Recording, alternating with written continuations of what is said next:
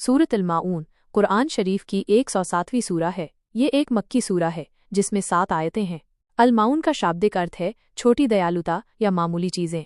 सूरह अल-माऊन का अर्थ, ये सूरा उन लोगों के बारे में है जो अल्लाह पर और आखिरत के दिन पर ईमान का दावा तो करते हैं, लेकिन उनके अमाल कर्म इस दावे के खिलाफ होते हैं। इस सूरा में ऐसे लोगों की निंदा की गई है जो यतीमों को धक्के देते हैं, वे अनाथों के साथ दुर्व्यवहार करते हैं और उनके अधिकारों का ध्यान नहीं रखते, मिस्कीनों को खाना खिलाने के लिए नहीं उकसाते, वे गरीबों और ज़रूरतमंदों को खाना खिलाने की अहमियत नहीं समझते और न ही दूसरों को इसके लिए प्रेरित करते हैं। अपनी नमाजों से गाफिल रहते हैं, वे नमाज को गंभीरता से नहीं लेते, उसे देरी से पढ़ते हैं या बिना ध्यान के अदा करते हैं। दिखावा करते हैं, वे अपने कामों में दिखावा करते हैं ताकि लोग उन्हें देखें और उनकी तारीफ करें, न कि अल्लाह की रज़ा के लिए। मामूली चीज़ें भी मांगने से मना करते हैं, वे आम ज़रूरत की चीज़ें जैसे नमक, पानी, बर्तन भी दूसरों को देने से कतराते हैं, जो कि छोटी छोटी दयालुता की बातें हैं।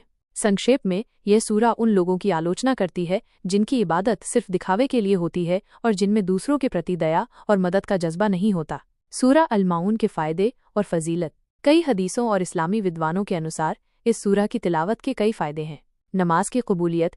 कुछ रिवायतों में आता है कि जो शख्स अपनी नमाजों में इस सूरा को पढ़ेगा उसकी नमाजें कबूल होंगी। गुनाहों की माफ़ी। इस सूरा की तिलावत करने से गुनाहों की माफ़ी मिल सकती है।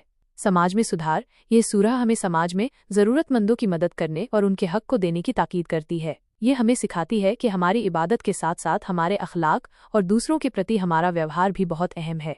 ये सूरा हमें याद दिलाती है कि सच्चा दीन सिर्फ रस्मों और इबादतों तक सीमित नहीं है, बल्कि उसमें सामाजिक जिम्मेदारी और दूसरों के प्रति दया और मदद भी शामिल है।